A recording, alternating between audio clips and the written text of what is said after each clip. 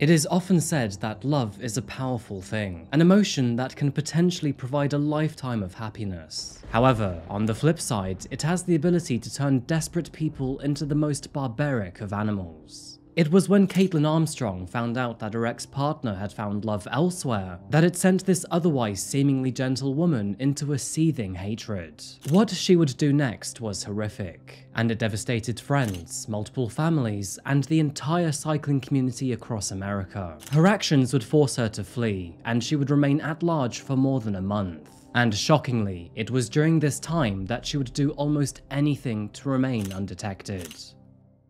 Good morning, good afternoon, or good evening, folks. My name is Adrian, and welcome back to Coffeehouse Crime. Today we're looking at the case of Moriah Wilson. Our story today looks at the lives of Moriah, Colin Strickland, and Kaitlin Armstrong, and how their encounter would unfortunately lead to a world of tragedy. However, it was what Kaitlin did after the fact that would quite simply baffle millions. By the way, and just to let you know, that I post true crime and strange cases here on a weekly basis. So if that does sound like your kind of thing, please consider subscribing to the channel. And now, with that said, please grab yourself a coffee, pull up a seat, and get ready for the deep dive. This is the case of Moriah Wilson.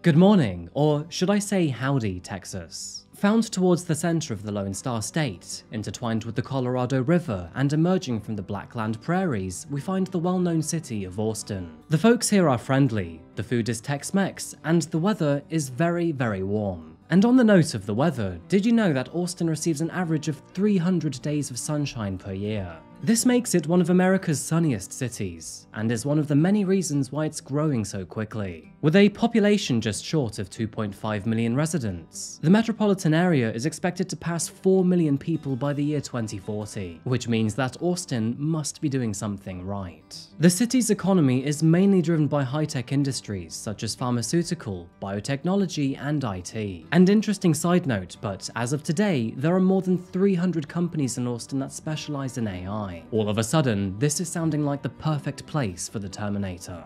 Drive around the city and you will likely see bumper stickers with the slogan "Keep Austin Weird." It is a slogan used to promote local businesses, remain different, and perhaps even justify their breakfast tacos. Now, I know you Americans are quite particular when it comes to the word tacos. Honestly, I'm split right down the middle because in Mexico and here in the UK, it's taco. Anyway, with over 400,000 of these stickers sold statewide, I'm fairly confident you'll find it on a car or two. And it's in the year 2021, if you looked slightly past Austin's cars and towards those cycling by their sides, that you may have found our three main characters in today's case. We begin this story with those who were first together, Colin Strickland and his girlfriend Kaitlin Armstrong. Born on November the 21st, 1987, Kaitlin grew up in Livonia, Michigan. Attending Stevenson High School, classmates described her as outgoing and friendly, but sometimes bossy. She was best described as a red-headed, athletic teenager who excelled in volleyball as well as track and field. And to add to this, she also briefly played basketball. She also won Best Hair in the class of 2005. Clearly a cut above the rest there. Anyway, Kaitlin went on to attend Schoolcraft College before attending Eastern Michigan University. However, it was after working in finance for several years that she decided to change careers and become a licensed realtor. In her spare time, she also taught yoga, and maybe this is where the red flags initially began to appear. Because does anybody know a perfectly sane yoga teacher? No, I thought not. It was in October 2018 that Kaitlin met a man on the dating app Hinge, and his name is Colin Strickland. Born on November the 7th, 1986, Colin was a native of Johnson City in Texas. Colin spent his childhood on a farm on the outskirts of the city, where he became fond of the outdoors and eventually learned to ride a bike on the gravel roads. He loved his music and his art, and was described as an eccentric young man. And growing up on an organic farm, he was very conscious about the sourcing of his food. By the time he had turned 25, Colin had started professional bike riding as a member of the Red Bull athletic community. He won his first cycling race after college and went on to compete internationally. And nowadays, with over 40,000 followers on Instagram, he has become a very popular figure within the cycling community. Kaitlin and Colin appeared to have a very happy and healthy relationship with each other, which was backed up by a mutual hobby and many shared friends. Things became more serious as time went by, and by the year 2021, following a freak plumbing accident in her apartment, they moved in together. However, despite these positive signs, cracks began to form in both Colin's and Kaitlin's relationship, and by October 2021, they had come to a breaking point. They ultimately called things off, but despite the breakup, they still had to live together, and neither of them seemed to have a problem with rebound relationships. It is reported that after breaking up, they moved into separate bedrooms within the house. However, Kaitlin started to have relationships and sex with multiple men she met on Bumble. Now, this did hurt Colin. However, he wasn't remaining sexually abstinent either. And it's here that a woman named Moriah Wilson enters the story.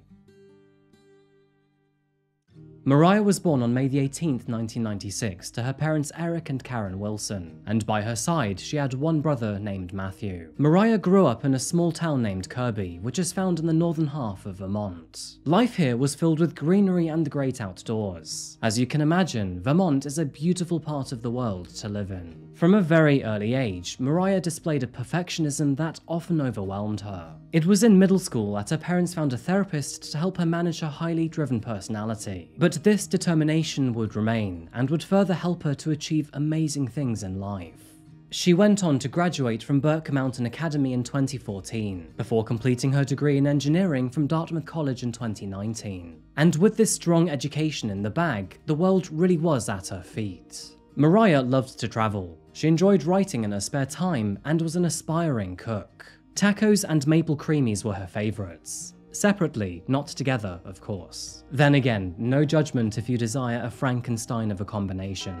Coming from an athletic family, Moriah was passionate about sports and the great outdoors, even from a very young age. She would go on to find her hobby in cycling, something that would eventually change from a passion into a profession. You see, much like myself, Moriah decided that engineering was not the job she wanted, or at least not the one in her early 20s. She was a demand planner for a company named Specialized. However, after getting sick of the corporate structure and all of the bullshit that goes with it, she became a professional cyclist instead. Moriah became a well-known gravel cyclist, and to add to this, was a nationally recognized junior skier. And incredibly, after just 2 seasons of gravel cycling, she rose to the very top of her game, winning numerous victories in both gravel and mountain races. Now, as we all know, the COVID-19 pandemic happened from 2020 through to 2021 and beyond. As a result, bike racing went on hold during this time frame. However, Moriah found that working from home gave her more time to train and improve her performance. In November 2020, she headed off to the proving ground for American endurance racers, to a place that many of you may know from a previous video of mine. Of course, I'm talking about Moab's White Rim Trail, a 100-mile loop through the canyons of Colorado and the Green Rivers. Completely self-supported, carrying only a hydration pack and 2 water bottles, Moriah Wilson completed the loop in just under 7 hours, setting a new record for women. Hello! I'm here with the fabulous Mo Wilson. You are like ready. I'm ready. You're ready. I'm so excited to be here. Feels like the first big race of the year, so yeah, I'm ready to kick it off. What do you got on the deck? Like a lot. It's hard to like wrap it up in a few sentences. Definitely, I mean, the whole Lifetime Series, the Grand Prix is a huge target for me. I would be doing most of those races anyways, but to tie them all together, I think is going to be really exciting and a fun way for everyone to follow along. Yeah. And yeah, I like the mixture of mountain and gravel is really exciting for me too. Because I love both, and it's been hard for me to categorize myself as one or the other, sort of. So I'm really excited for that. And then got a couple, just like, you know, a lot of the other big gravel events, BWR, Rule of 3, Gravel Locos, some stuff in Vermont, Vermont Overland, Rooted. I might Holy shit! I'm thinking about trying to do a little bit more mountain biking too. I might do like mountain bike nationals. We'll see. I think that is not on a big gravel weekend, so it is hard to do it all because there is quite a bit of overlap. But yeah. Well, if you're in it, you might as well be in it to win it, right? Yeah. definitely. Why not? Going all in. This victory established herself as a rider to watch heading into 2021. And moving to the month of October, after moving to Austin, Texas, she was set to become more famous in her sport. However, that wasn't the only attention she was receiving, as during this very month, she walked into the gaze of newly single Colin Strickland. It was a Thursday night, and both Moriah and Colin were at a local cycling event. Both of them had recently broken things off with their former partners. Colin and Kaitlin had separated, and as for Moriah, she had called things off with her boyfriend too. Things between the two quickly began to heat up after this. No fault to either of them, as they both seemed emotionally ready to move on. But one thing that Colin didn't quite realise is how much this was hurting Kaitlin. Now, Kaitlin was not scared to show this either. She had somehow managed to find Moriah's number, and in the following weeks and months, she began to threaten and harass her. This harassment ended up becoming so severe and frequent that Moriah was forced to block Kaitlin from her phone. She also further begged Colin to persuade her to stop with all of the messages. Unfortunately, all three were heavily into cycling and were now sharing the same friendship group too, which is something that made the situation increasingly awkward, and sadly, it wouldn't get any better. The relationship between Moriah and Colin was apparently a very short-lived one, and allegedly, Colin called things off after just a week or two of them dating. Both he and Kaitlin would eventually rekindle their relationship too, and eventually got back together. This was despite Caitlin's rather unusual behaviour against Moriah and the casual flings she had in between. Colin and Moriah reverted back to friendship too, apparently. However, unknown to Kaitlin at the time, they would still casually meet up in private. Now, Kaitlin was not okay with this, and apparently Colin had changed Moriah's name in his phone book to something entirely different. And as their secret relationship began to form again, Kaitlin began to doubt. And eventually, and still allegedly, she would react in the worst possible kind of way. May the 11th, 2020. The time was shortly before 10 PM when the authorities were called by a very distressed woman. She claimed that she had just returned home to find her friend motionless on the bathroom floor. Authorities responded to the call immediately, traveling to the address located near East 7th Street, just east of downtown Austin. And it was when they got there that they witnessed a very terrible scene. A young woman in her mid-20s was found deceased. She had been shot multiple times from a very close range. It was with great sadness that the body was identified to be Moriah Wilson. Tonight, we're learning the victim of a deadly shooting in East Austin earlier this week was a well-known cyclist who was supposed to take part in a mountain bike race in the hill country today. Anna Wilson, better known by her middle name Moriah, was pronounced dead on Wednesday night at home on Maple Avenue near 18th Street. Austin police were called there after a friend of Wilson's returned home to find the 25-year-old unconscious with gunshot wounds. APD has identified a person of interest and does not believe the shooting was random. They're urging anyone with information or video of what happened to give them a call. Now, according to the cycling magazine Velo, Wilson was in Texas ahead of today's gravel low-coast race in Hico, where she was a favorite to win. Velo published a statement from her family saying she was, quote, always pushing tirelessly to reach her goals. We knew she was pursuing that which she loved. The family adding, we know Moriah would want the event to carry on. An autopsy later confirmed that Moriah's death was, to no one's surprise, a homicide. She had sustained 2 gunshot wounds to the head and 1 to the chest. It was noted that all 3 shots occurred after she was already lying supine on the floor, meaning that she was lying down facing upwards. Moriah's death sent shockwaves through the city of Austin and the wider cycling community. With her friendly nature and rise in popularity, she was a face that many already knew of. To those who personally knew her, Moriah's death made absolutely no sense at all. She was kind, friendly, and well-natured, and never made enemies with anyone. That was, of course, not including Kaitlin. Moriah never wanted to upset anyone. However, this weird love triangle of course brushed Kaitlin the wrong way. And so with that said, people began to speculate. What was concerning is that Kaitlin had even expressed her desire to kill Moriah in the weeks leading up to her murder. And now, with Moriah dead, the spotlight was put very brightly on her face. Back at the crime scene, officers observed multiple shell casings on the floor which were found near the body. The firearm was not immediately visible and was therefore likely to be taken by the assailant. The front door was unlocked, and although her bike had been stolen, it had been tossed in a thick growth of bamboo only 70 feet from the property. Since Moriah was staying at her friend's house, it would be up to her friend to help answer a few questions for the authorities. And thankfully, she would undoubtedly be of great help. Since her property was accessible by an electric lock, Maria was given a unique code to get in. And since all lock notifications were sent to her friend's phone, police officers were able to tell when exactly Maria entered and exited the property. As investigators began to piece all available evidence together, they realized a few interesting things. It turns out that, earlier that evening, Moriah and Colin went swimming together at Deep Eddy Pool, with Moriah leaving the property at around 5:55 p.m. After their swim, the two ate at a local restaurant, before Colin then dropped her off at a friend's home before making his own way back to his house. It was at 8:36 p.m. that a friend received a notification to indicate the door had been unlocked, thus highlighting that Moriah had safely returned home. Colin quickly left after dropping her off. He never entered the property, and that is where the night's events should have ended.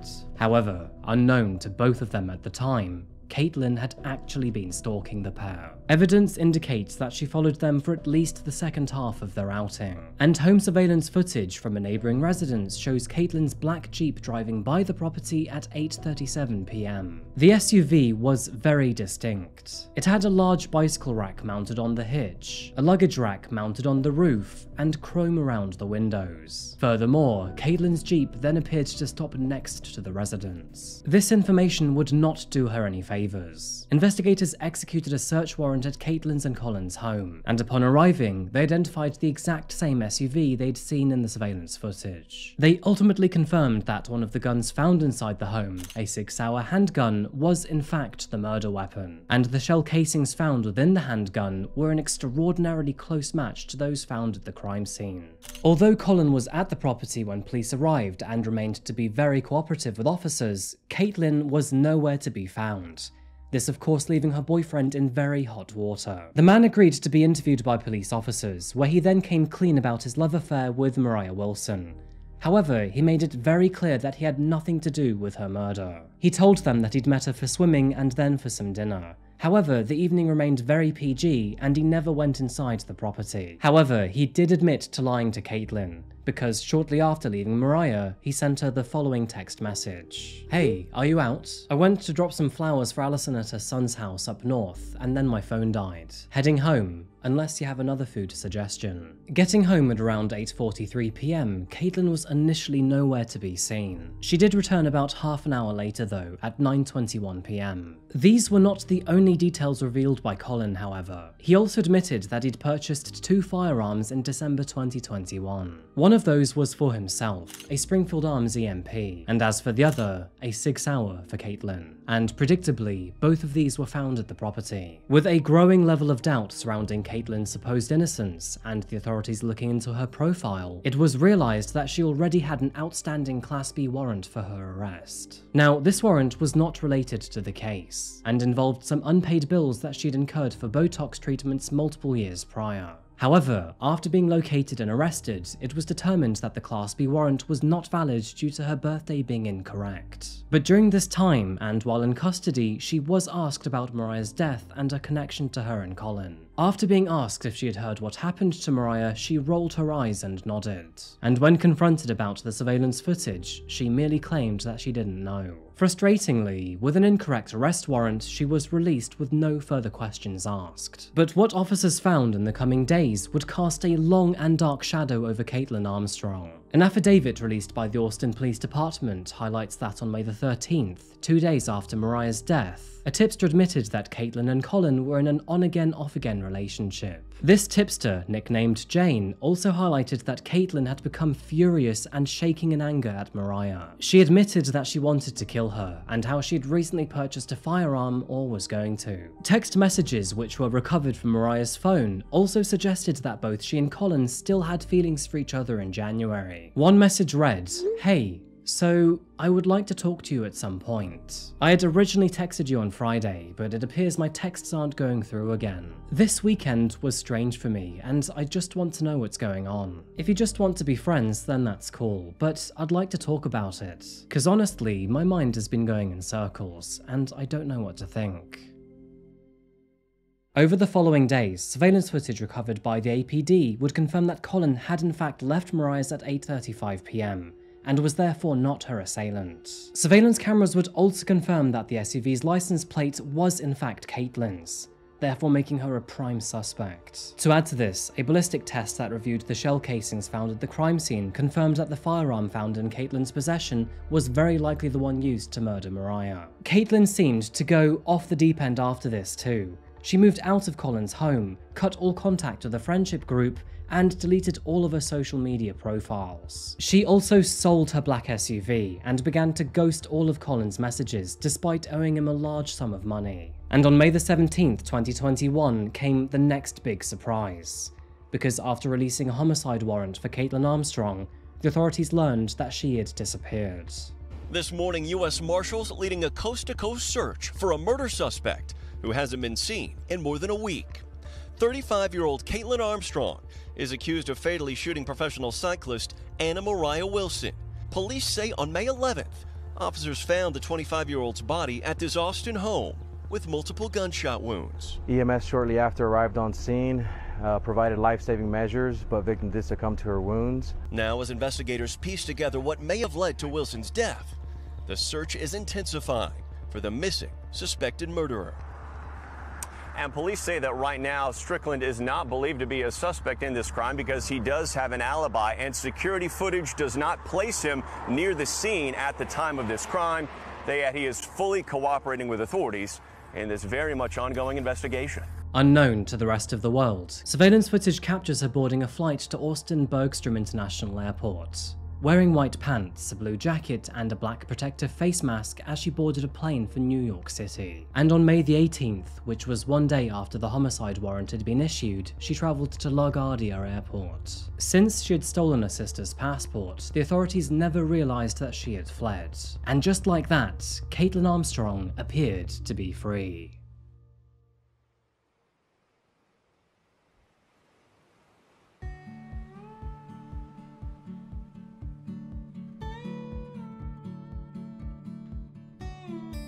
Away from the pain, the panic, the fear, and the desperation, Kaitlin appeared to have found refuge in a home away from home. Costa Rica was her destination, and Santa Teresa seemed like the perfect choice. Requiring a 3-hour drive and a 2-hour ferry to get to the nearest airport, it is a remote part of the world. It is here, amongst the expansive beaches and mountainous rainforests, that tourists and locals find surf bars, beach parties, surprisingly fancy bakeries and cafes, and a very laid-back atmosphere. Teaching yoga and sipping margaritas by the poolside, she earned extra money through part-time work at a hostel. Nobody knew who she was. Kaitlin had cut and dyed her hair, and even changed her name to Ari. And taking it one step further, she had plastic surgery done to her face to alter her appearance. A nose job costing over $6,000. The nose had to do for now, but it was a good start in evading the law, and it seemed to work too. Local Costa Ricans said that Ari appeared to be normal and was just a typical Westerner that fell in love with paradise. She became good friends with a man named Teal Ackerson. He remembers that she was wearing a bandage on her nose, though she shrugged it off to a surfing accident. And despite the wanted posters which were floating around the resort, nobody actually recognized her. During this time frame, she stayed at Don John's Surf and Yoga Lodge for less than $20 a night, and on most evenings would party at a barbecue. However, as you can likely imagine, this carefree life came to a very abrupt stop after 43 days on the run.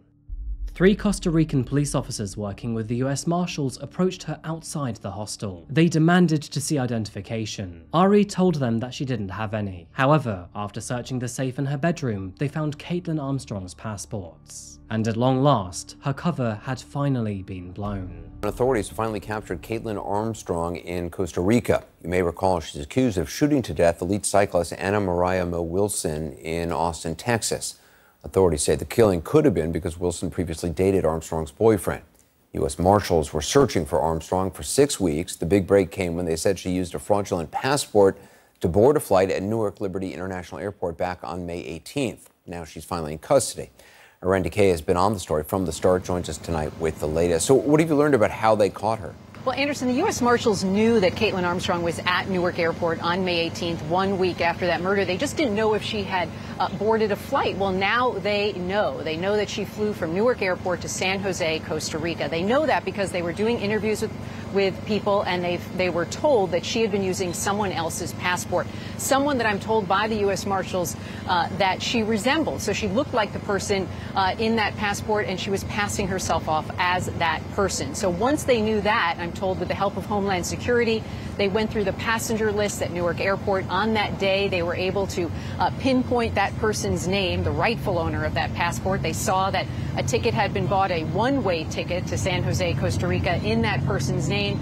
They then zeroed in on the gate that flight left from at Newark Airport, and they were able to see, according to my contact at the U.S. Marshal's office, they saw Kaitlin Armstrong boarding that flight for Costa Rica. They then reached out to the Costa Rican authorities, who then were able to locate her at a hostel. They arrested her there. She was picked up on an immigration violation for using a fraudulent passport to enter the country of Costa Rica. She's going to be extradited back to the United States. She'll face that murder charge in Austin, Texas, which occurred on May 18th. And then on top of that, Anderson, she'll face a federal charge for unlawful flight to avoid prosecution, Anderson. After being at large for a total of 43 days, Kaitlin Armstrong was apprehended by the police and returned to the United States. She is now awaiting her trial, and so with that said, this case is still ongoing. She was arraigned on July the 21st, 2022, where she herself pleaded not guilty.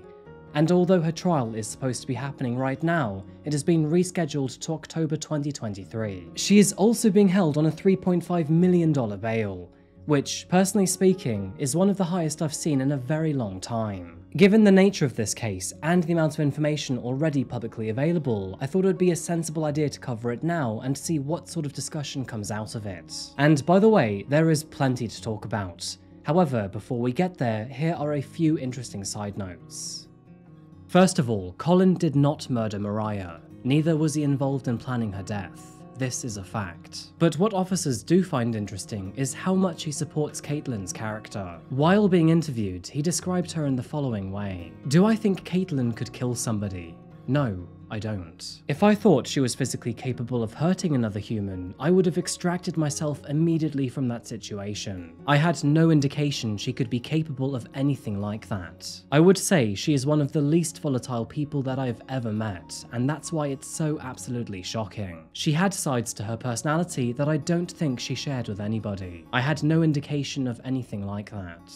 Now, Kaitlin is regularly described as a docile and peaceful woman. Saying that, if these words really were true, I don't think she would have told a friend that she wanted to kill Moriah, nor would she have made the decision to buy a firearm at the exact same time. It is alleged that, after murdering Moriah and returning home, Kaitlin approached Colin and then initiated sex. Different to her usual self, she was very forceful and dominating. And although Colin didn't mind at the time, he eventually realized why she behaved forcefully. And of course, that realization left him traumatized. He was her trophy, and she was claiming her prize.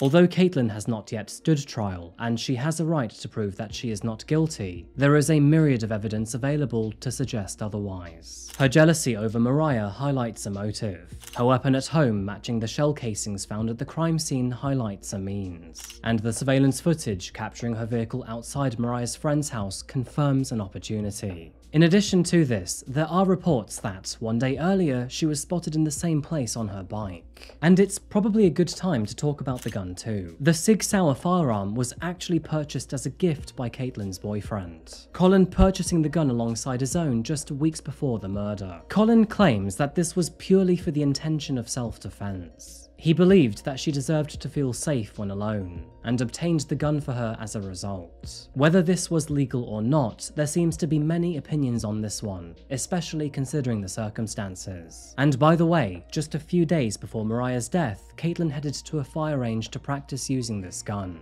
Selling her vehicle immediately after Moriah's murder for $12,000 is very suspicious. Telling friends that she wanted to kill her is very coincidental, and buying the firearm shortly before demonstrates that she may have had a plan. It is obvious that Kaitlin is up against some very solid evidence. However, her defense team hoped to challenge and overcome these hurdles later this year. Her lawyers have also fought back, demanding for various articles of evidence to be excluded from trial. This includes her arrest warrant, interrogation footage, and much more. Though, sucks for them, all of these motions have been denied.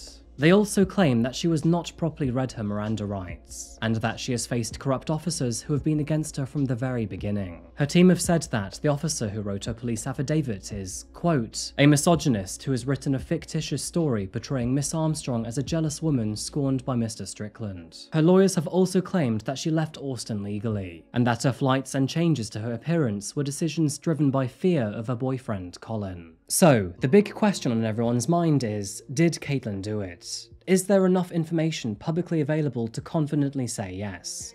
And do they have any more evidence privately at their disposal? Whatever that outcome may be, nothing can be done to bring Moriah Wilson back, an incredible young woman at the very beginning of a successful career. Reading many reports, tributes, and obituaries online, it is obvious that Moriah was and is a much-loved woman.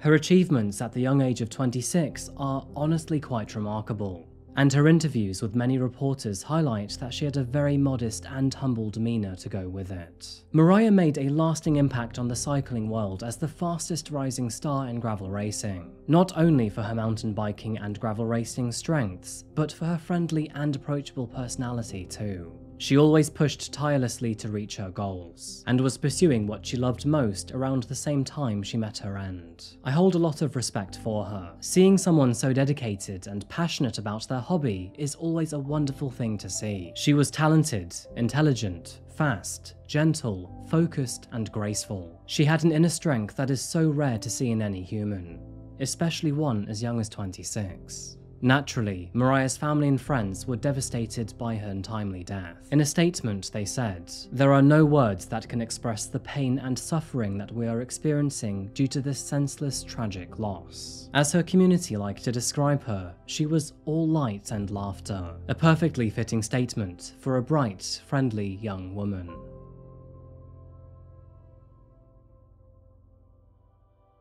So folks, I think that just about wraps up what we currently know about our story today. But of course, I'd love to know what you think about Moriah Wilson's case. Please leave your thoughts in the comment section down below. Do you think that Kaitlin murdered Moriah? Have we seen enough evidence publicly available, or do we need more? And is Colin partially to blame for his involvement in buying the firearm, or was this an entirely unforeseeable event? Thank you so much for watching another video today by Coffeehouse Crime. If you found this case interesting, then please remember to like the video, and if you'd like to see more, then please remember to subscribe. Anyway folks, that is me done for today. Thank you again for watching, and as always, I'll be back again very soon for another video. Until that moment arrives though, remember to look after yourself, look after each other, and of course, stay safe. Thank you, and goodbye.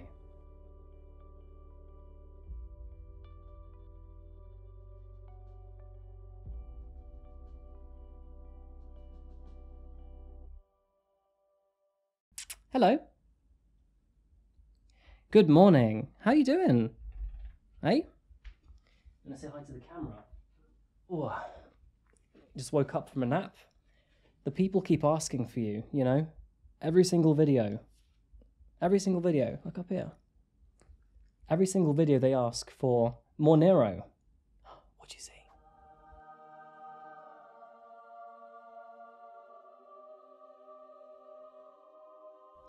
He's waking up from his nap. He's probably hungry.